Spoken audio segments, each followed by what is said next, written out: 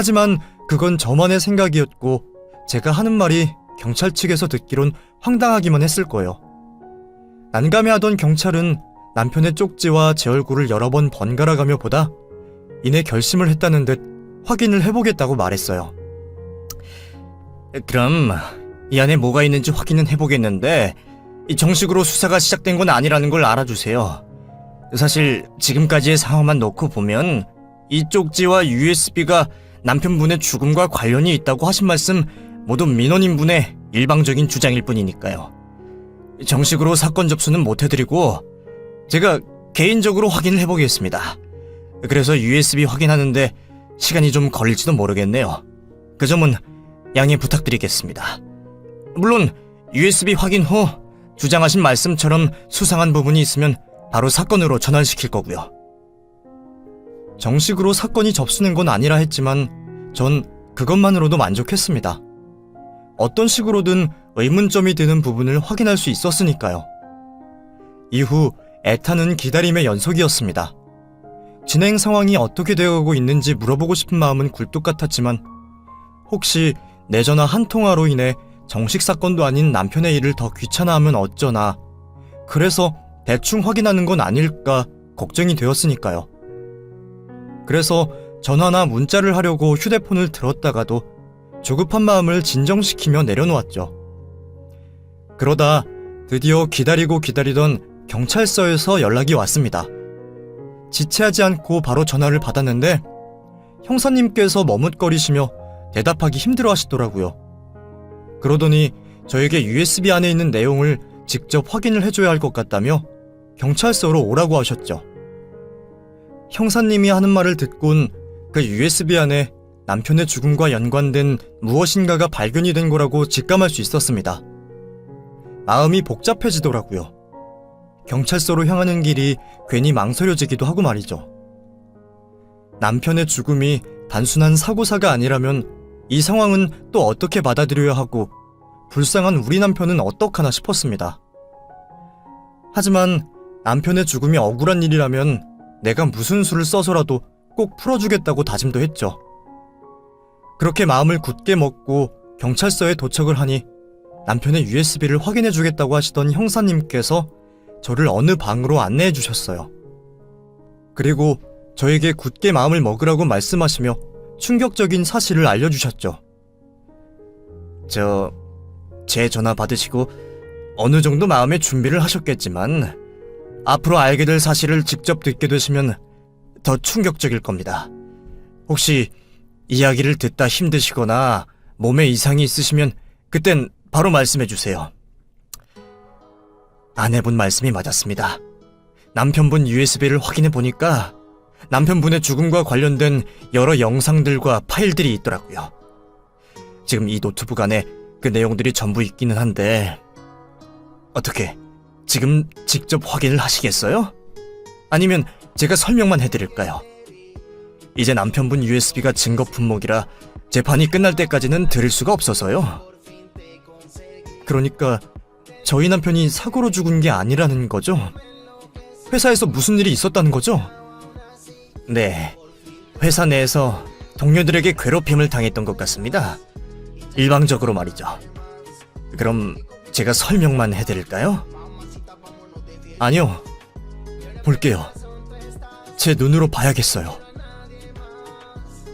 제 입에서 USB 안에 있었던 파일들을 직접 두 눈으로 확인하겠다고 하자 형사는 그 상황이 힘든지 굳은 얼굴로 저에게 동영상들을 틀어주었습니다. 그곳에는 남편이 회사 동료들이라는 사람들에게 괴롭힘을 당하는 장면이 담겨져 있었죠. 회사 CCTV 화면인 듯한 동영상에는 도저히 그곳이 회사라고 생각할 수 없는 장면들이 보였습니다. 남편의 회사 동료들이라는 사람들은 자신들끼리 이야기를 나누다 남편이 다가오면 흩어지기도 하고 앞이 보이지 않을 정도로 서류를 잔뜩 가져가는 남편의 발을 걸곤 넘어지는 모습을 보고 낄낄거리기도 했죠. 일부러 남편이 작업하는 컴퓨터를 꺼버리거나 의자에 뾰족한 물건을 두기도 했고 실수인 척 커피를 남편에게 쏟기도 했어요. 그것 외에도 회사 직원들이 남편을 괴롭히는 영상들은 동영상이 넘어갈 때마다 있었습니다. 도대체 왜 그이에게 저러는지 모르겠더라고요. 남편이 괴롭힘을 당하는 장면을 보며 제가 너무 힘들어하자 형사님께서는 동영상을 잠시 멈추고 저에게 진정을 할 수 있는 시간을 주셨습니다. 하지만 남편이 당하는 동영상을 반드시 다 봐야 한다고 생각한 저는 멈추고 싶지 않았어요. 내 남편이 그 인간들에게 어떤 괴롭힘을 당했는지 제 눈에 똑똑히 다 담아놔야 그들에게 똑같이 되갚아줄 수 있을 테니까요. 그래서 형사님께 괜찮다고 동영상을 계속 보고 싶다고 말했죠. 형사님, 저 괜찮아요. 계속 틀어주세요. 저 이 장면들 하나도 빠짐없이 봐야 해요. 그래야 저놈들에게 그대로 갚아줄 수 있어요. 더 보신다고 해도 앞서서 보셨던 행동들의 연속일 뿐입니다. 이것보다 더 중요한 게 있어요. 사실 이 부분이 남편분 죽음의 더 핵심적인 문제이기도 하고요. 남편분이 다니시던 회사의 대표 있지 않습니까? 그분과 가족관계이시죠? 피해자분 형수님 되는. 그 회사 대표라는 분이 남편분을 괴롭히라고 직원들에게 지시를 해서 저렇게 된 겁니다. 네? 잠시만요. 저희 형님이 그 일을 괴롭히라고 시켰다고요? 그럴 리가 없어요. 저희 형님 차가운 사람이긴 해도 저희 어려울 때 도와준 분이고, 남편이 사업 망하고 몸도 나빠져서 회사 다닐 수 없었을 때 먼저 나서서 도와주신 분도 저희 형님이라고요. 아무래도 남편 괴롭힌 저놈들이 저희 형님에게 죄를 되집어 씌우는 것 같아요. 저기 영상에 저희 형님은 나타나지도 않잖아요. 형사님, 남편 괴롭힌 그놈들 말만 듣지 마세요. 저희 가족 중에 2명이나 피해자가 생기면 안 되잖아요. 아내분께 제가 확인한 내용들 보여드리고 정식으로 사건 접수할 거라 아직 동영상에 나온 회사 직원들 조사하지 않았습니다. 그래서 그 사람들 말 듣고 판단한 게 아니에요. 직접 지시 내린 영상과 피해자분 괴롭히는 증거들이 있어서 제가 말씀드리는 겁니다.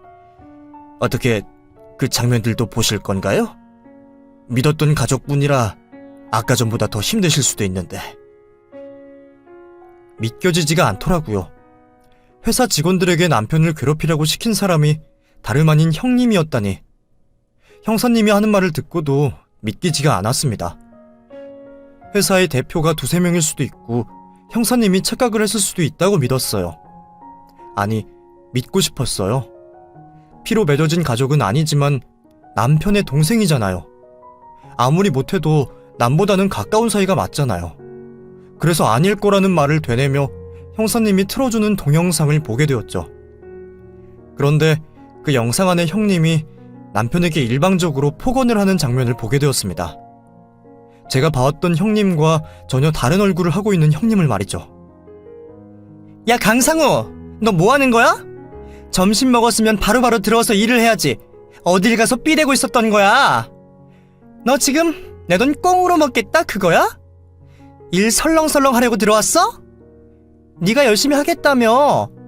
너 내가 하라는 대로 하겠다고 싹싹 빌어서 내가 받아줬더니 이게 얼마나 지났다고 본색을 드러내? 야, 입 뚫렸으면 말 좀 해봐. 뭐라고 변명이라도 해보라고. 형수님, 그게... 야, 내가 회사에서는 대표님이라고 부르라 했지? 이 새끼가 정말 오늘 약이라도 먹었나 왜 이래? 너 잘리고 싶어서 안 달랐어? 너 잘리는 걸로 끝날 것 같아? 내가 빌려준 돈 바로 갚을 능력은 있어서 지금 이따위로 행동하는 거야? 아닙니다, 대표님. 그리고 방금 전 일은 제가 대표님께 말씀드렸습니다. 저 정기적으로 받아야 하는 병원 때문에 점심 먹고 나갔다 오겠다고요. 또 저희 팀 팀장에게 보고도 하고 허락도 받았습니다. 혹시 몰라서 점심 먹고 출발하기 전에 문자로 다시 한번 허락받았고요. 여기 문자 내용입니다. 그래? 그럼 김 팀장 그 새끼 불러와야겠다. 너가 지금 네 팀장 팔아먹은 거잖아. 그렇지? 그게 아니라 저는 대표님께도 팀장에게도 허락을 받았다는 말을 하려고. 방금 전까지는 니네 팀장 팔아먹더니 막상 데리고 온다고 하니까 겁나? 애들이 내가 너 괴롭히라고 한 말을 잘 따르고 있나 보다. 그러니까 네가 이렇게 겁을 먹고 있지. 그래, 이번에 상우 네가 겁먹고 있다는 걸 확인했으니 그만 여기서 끝내줄게. 생각해보니까 방금 전에 네가 병원 다녀오겠다고 한 말이 기억나기도 했고. 그럼 그만 나가봐. 형사님이 처음 보여준 영상부터 경악을 금치 못했습니다. 영상 속 형님이, 아니 이미은 그 여자가 남편을 협박하고 조롱하고 있었으니까요. 남편이 병원을 꼭 다녀와야 한다는 것도 알고 있었고 남편에게 병원을 다녀오겠다는 보고도 받았으면서 일부러 남편을 괴롭히고 있었습니다. 또 대충 두 사람 사이의 이야기를 들어보니 저희 집 빚을 갚아준 돈과 직장을 이용해 협박을 한 것 같았죠. 그것만이 아니었습니다. 형사님은 이어서 이미은이 자신들의 직원들을 불러 모아놓고 제 남편을 괴롭히라고 지시하는 영상을 보여줬어요. 지금부터 내 말 잘 들어. 며칠 전에 온 직원 있지? 강상우라고. 다들 내 시동생이라고 알고 있을 거야. 그런데 그런 거 신경 쓰지 말고 못하는 거 있으면 따끔하게 혼내. 아니, 그걸로는 부족하겠다. 그냥 괴롭혀. 무슨 말인지 알겠어? 다들 이해를 못하겠다는 표정인데 집안일이니까 자세한 건 알 필요 없고 무조건 괴롭히라고. 그놈 입에서 퇴사하겠다는 말이 나오도록 말이지. 강상우가 지금 어느 팀에 있지? 김 팀장. 그쪽 부서에서 잘해줘야 해. 같이 회사 다니는 동료라고 생각하지 말고 내쫓아야 하는 사람이라고 생각하고 무조건 괴롭히라고. 알겠지? 혹시 설렁설렁하는 모습 보였다가는 내가 당신들 이 회사에서 내쫓아버릴 테니까 그렇게들 알고 있고. 무슨 일 있으면 내가 커버해줄 테니까 겁먹지 말라고. 오히려 잘하면 내가 보너스도 챙겨줄 테니까 열심히들 해봐. 알겠지? 회사 직원들이 억지로 남편을 괴롭혔다고는 볼 수 없겠지만 이미은 그 여자의 지시가 아니었다면 남편이 당한 직장 내 괴롭힘은 없었을 겁니다. 이후 계속해서 저는 이미은 그 여자가 남편을 괴롭히고 인권을 짓밟는 동영상과 남편과 나눈 메시지를 보게 되었어요. 또 남편이 녹음한 파일들도 듣게 되었죠. 그 USB 안의 내용들을 다 듣고 나니 남편의 죽음이 어떻게 된 일인지 정리가 되었습니다. 우선 처음부터 제가 잘못 알고 있었어요. 이미은 그 여자가 저희에게 도움의 손길을 먼저 내밀었던 게 아니었고 남편이 이미은에게 찾아가 무릎을 꿇고 도와달라 빌었던 거죠. 평소 관계가 좋지 않던 이미은에게 무릎까지 꿇어가며 부탁을 했던 건 저와 뱃속에 있는 아이를 먹여 살리기 위해 했던 행동이었을 겁니다. 그렇게 완전한 을이 된 남편은 이미은이 회사에서 시키는 대로 하며 무리하게 일했던 것 같아요.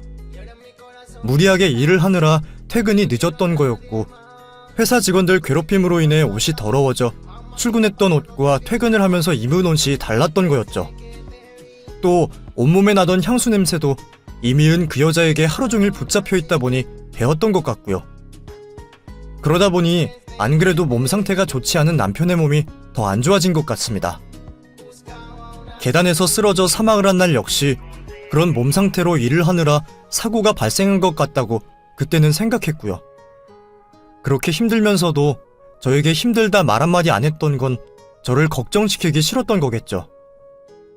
또 남편의 성격상 진작에 이미은을 들이박아야 했는데 어려운 현실 때문에 어쩔 수 없이 괴롭힘을 당하고 몸에 무리가 가면서도 일을 했던 것 같고요. 남편을 죽음으로 몰아넣은 이미은과 회사 직원들을 죽이고 싶었습니다. 하지만 저 역시 이 세상에 저만 바라보고 있는 아들이 있었기 때문에 사적인 처벌을 그 인간들에게 내릴 수 없었죠. 형사님께 그 인간들이 제발 마땅한 죗값을 받을 수 있게 해달라고 부탁했어요. 형사님께서는 최선을 다해 수사를 하겠다고 말씀하셨지만 어쩔 수 없이 직장 내 괴롭힘으로밖에 수사가 불가능할 것 같다며 남편이 겪은 일과 비슷한 사건들의 예를 알려주셨죠. 그 판결들을 보니 너무 억울했습니다. 고작 과태료에서 끝나는 경우가 많았고 심하게 처벌을 받아봤자 짧은 징역살이 아니면 벌금뿐이라고 하니 이게 사람을 죽게 만든 사람들이 받아야 할 죗값인가 싶었어요. 어떻게든 그 인간들에게 더한 처벌을 내리게 만들고 싶어 변호사들도 찾아가 만나봤지만 다들 남편의 죽음에 직접적인 관여를 했다고 보기엔 힘들다며 어쩔 수 없다고 했죠. 그래도 피해보상금은 많이 받을 수 있다고 말하며 저를 위로하는데 제가 원하는 건 돈 따위가 아니었습니다. 그래서 이미은 그 여자가 수사를 받고 있다는 걸 알면서도 기분이 나아지는 게 없었죠. 금방 사회에 나와 아무 일 없었다는 듯이 살아갈 테니까요. 그 여자가 그렇게 태연히 잘 살아갈 거라는 걸 저는 알고 있었습니다. 잠깐 나누었던 대화에서 저에게 자신의 잘못이라고 사과 한마디 안 했으니까요. 그러다 상황이 급변하게 되었죠. 결정적인 증거가 새롭게 나타났거든요. 이미은 그 여자가 제 남편을 죽였다는 살인의 증거가 말이죠.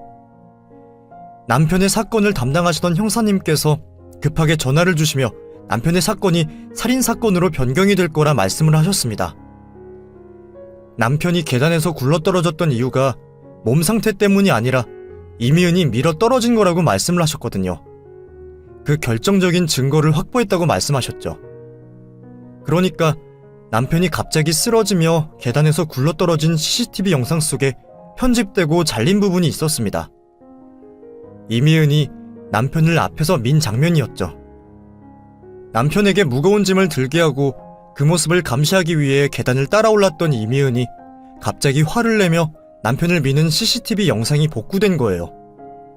형사님 말씀으론 계단에서 굴러떨어진 남편이 의식이 없자 일이 잘못되었다고 느낀 이미은이 고의적으로 CCTV 영상을 편집하고 삭제를 한 것 같다 말을 했습니다. 수사를 하다 뭔가 영상 속 이어지는 장면이 부자연스럽다고 생각한 형사님께서 확인을 해보시게 되며 그 사실이 드러난 거고요. 그때부터 이미은은 살인 용의자로서 구속수사를 받게 되었고 이때까지 뻣뻣하게 나오던 태도도 바뀌었습니다. 제게 사죄를 하며 용서를 빈 거죠. 동서, 내가 너무 당황해서 거짓말을 했던 거야. 근데 나라고 마음이 편했을 것 같아? 마음이 안 편하니까 상우 장례 치르는 내내 내가 진심으로 동서 곁에서 돕고 있었던 거지. 나 정말 그렇게 될 줄 모르고 밀었어. 사람이 그렇게 쉽게 넘어갈 거라고 생각도 못했다고. 내가 잘못했어. 나 진심으로 반성하고 있으니까 제발 용서해줘. 동서가 탄원서 쓰면 많이 감형될 거라고 하던데. 어? 우리 남편 이름 그 더러운 입에 올리지 마. 계단 꼭대기에서 사람을 미는데 죽게 될 줄 몰랐다고? 그리고 반성을 해? 반성하면 그 안에서 몇십 년이든 몇백 년이든 썩을 생각을 해야지. 미필적 고의라고 주장하는 건 뭔데? 탄원서는 무슨 개소리고! 우리 남편은 너 때문에 영영 돌아올 수도 없어. 알아? 내 아들은 아빠에 대한 기억이 하나 없이 자라게 됐다고. 너 그 안에서 평생 썩게 할 거야. 설령 네가 징역을 살다 중간에 나오더라도 내 아들 성인만 되면 내가 너 찾아가서 내 남편 당한 것 그대로 똑같이 복수할 거라고. 동서, 제발. 그래, 규성이를 생각해야지. 내가 동서랑 규성이 앞으로 돈 걱정 하나 없도록 해줄게. 한국에서 도저히 살아갈 수 없을 것 같으면 내가 동서랑 규성이 외국에서 자리 잡을 수 있게 해줄 수 있어. 아니면 뭐가 필요할까? 동서가 필요한 만큼의 돈만 말해봐. 내가 다 들어줄게. 그 여잔 자신이 무슨 잘못을 했는지, 가족을 잃은 사람의 마음이 어떤지 모르는 것 같았습니다. 또 진심으로 사죄를 하는 방법도 모르는 것 같았죠. 계속 헛소리만 짓거리더라고요. 그런 여자와 얼굴을 마주하는 것만으로도 역겹고 힘들었지만 그 자리를 만들었던 건 남편을 그토록 괴롭힌 이유를 묻기 위해서였어요. 그런데 그마저도 납득이 하나도 되지 않는 소리를 늘어놓더라고요. 실은 예전에 상구가 가족들 있는 앞에서 나한테 버릇없다고 말한 거 있잖아. 그때 그 일이 너무 분했어. 그래서 딱 내 분이 풀릴 때까지만 괴롭히려고 했는데 내가 눈이 돌았던 것 같아. 미안해, 동서. 자존심 때문이라고 했습니다. 남편을 죽음으로 몰아갔던 이유가 고작 아주 오래전에 자신의 자존심을 남편이 구겼기 때문이라고 했죠. 그것도 따지면 자신이 잘못해서 옳은 소리를 들은 것 뿐이었어요. 그러니까 완전히 미친년인 거죠. 사람 목숨을 자신의 자존심보다 못하다고 보는 년인 겁니다. 그전에도 그런 년을 용서할 생각이 없었지만 더 생각이 확고해졌습니다. 법원의 판결이 제가 원하는 만치 나오지 않더라도 내가 그년을 처벌하겠노라 하늘에 대고 다짐했죠. 이후 남편의 살인사건에 대한 재판이 열렸고 몇 번의 휴정과 이미은 측의 항소가 끝이 난 뒤에 최종심이 판결되었습니다. 사람을 죽인 죗값이라고 하기엔 만족하기 힘든 30년형을 받게 되었죠. 그것도 굉장히 잘 받은 판결이라고 하더라고요. 남편이 남긴 피해 증거들이 너무 확실하고 형사님께서 보고하신 영상이 살인을 완벽하게 입증할 수 있는 증거였다면서 말이죠. 그 외에 남편을 괴롭힌 직원들도 근로기준법의 위반으로 처벌을 받게 되었습니다. 남편이 당한 일에 대하면 한참 처벌의 수위가 낮았지만 그게 최선이었어요. 안타깝게도 말이죠. 판결 이후 아주버님은 이미은과 이혼을 하고 저에게 사과를 했지만 전 아주버님도 이미은과 똑같은 사람으로밖에 보이지 않았습니다. 과연 어렴풋이라도 동생이 당하고 있는 일을 몰랐을까 싶었거든요. 그 여자가 자신의 집에서도 전화로 남편을 괴롭혔다고 하니까요. 그래서 시부모님께만 작별 인사를 드리고 저는 친정부모님이 살고 계시는 곳으로 내려왔습니다. 그리고 이곳에서 자리를 잡고 아들과 함께 살아가고 있죠. 제가 이렇게 제 마음만 아픈 이야기를 꺼내는 이유는 두 가지인데요. 하나는 너무 답답해서 그냥 털어놓고 싶은 마음에 하게 되었어요. 제가 그 사건 이후로 사람을 못 믿거든요. 저희 가족들과도 쉽게 꺼낼 수 있는 이야기가 아니라 답답하기만 한 제 속을 풀고 싶어 보내게 되었습니다. 또 하나는 미래를 위해 말하게 되었어요. 아들이 어렸을 때는 상관이 없었는데 점점 자라다 보니 어쩔 수 없이 저도 다른 사람들과 어울려야 하더라고요. 그런데 방금 말했듯이 사람들을 믿지도 못하고 제가 겪은 일을 다른 사람이 알고 있으면 어쩌나 싶어 피해의식도 있다 보니 사람들과 어울리는 게 많이 힘이 듭니다. 그래서 이렇게 제가 겪은 일을 말하고 위로를 받으며 사람들과 어울리는 걸 조금씩 익숙해져 보려고요. 또 아이를 위해서라도 사회에 한 발자국 나아가고 싶고요. 그래서 변화되기 위한 제 첫걸음을 이곳에 찍어보기로 했습니다. 제 사연을 말하는 걸로 말이죠. 영영 저에게 지워지지 않을 일이지만 언젠간 희미해지기를 바라며 이렇게 여러분들 앞에 서게 되었네요. 이제 저는 글을 마무리 지어야겠네요. 다른 것보다 그저 옆에 계신 가족분과 정말 많은 시간 보내고 행복한 기억 하나라도 더 만드시길 바라겠고요. 전 인사드리고 그만 들어가 보겠습니다.